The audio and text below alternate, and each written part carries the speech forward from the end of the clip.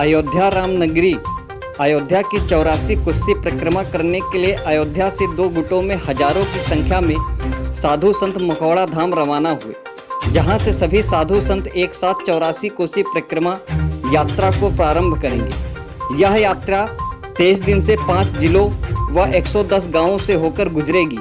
84 कोसी परिक्रमा के लिए विश्व हिंदू परिषद के मुख्यालय कारसेवकपुरम से हनुमान मंडल के संयोजन में सैकड़ों की संख्या में साधु संतों को अयोध्या विधायक वेद प्रकाश गुप्ता ने संतों का स्वागत कर रवाना किए, तो वहीं दूसरा गुट धर्मार्थ सेवा संस्थान के द्वारा बड़ी संख्या में साधु संत भी भगवान के भजन कीर्तन करते हुए रवाना हुए।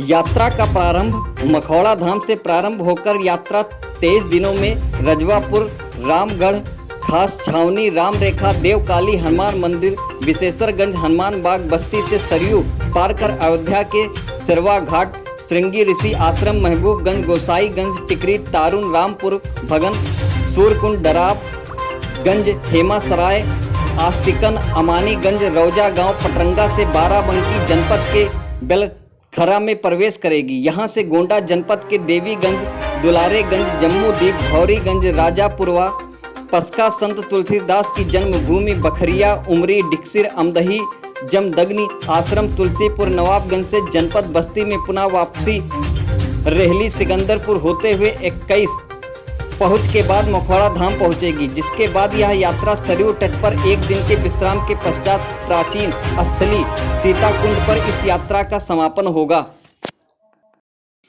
2 अलग अलग स्थानों से निकले हजारों की संख्या में संत भगवान श्री राम के जयकारे लगाते हुए मखौड़ा धाम के लिए रवाना हुए, जहां से रविवार की सुबह सभी संत विधि विधान पूर्वक पूजन अर्चन करने के बाद इस यात्रा को प्रारंभ करेंगे। 23 दिन की इस यात्रा में 5 जनपद बस्ती, अंबेडकर नगर, अयोध्या, बाराबंकी व गोंडा के लगभग 110 गांव से होते हुए अयोध्या में यह यात्रा समाप्त होगी।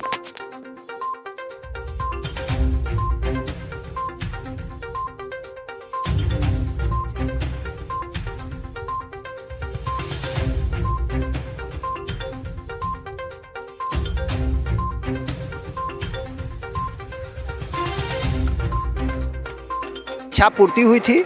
उन्हें 4 पुत्र रत्नों की प्राप्ति हुई थी। भगवान श्री राम उनके पुत्र बनकर के आए थे।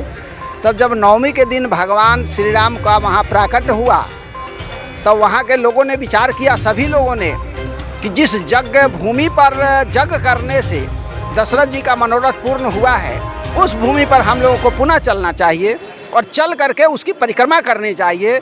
जिस भूमि की इतनी महिमा है, तो वहाँ यज्ञ करने से भगवान प्रकट हो गए, तो उस भूमि की परिक्रमा करने से हम सबका कल्याण होगा। ऐसा मान करके लोग पूर्णिमा के दिन यहाँ पर आए और कल होकर के परिक्रमा शुरू किए।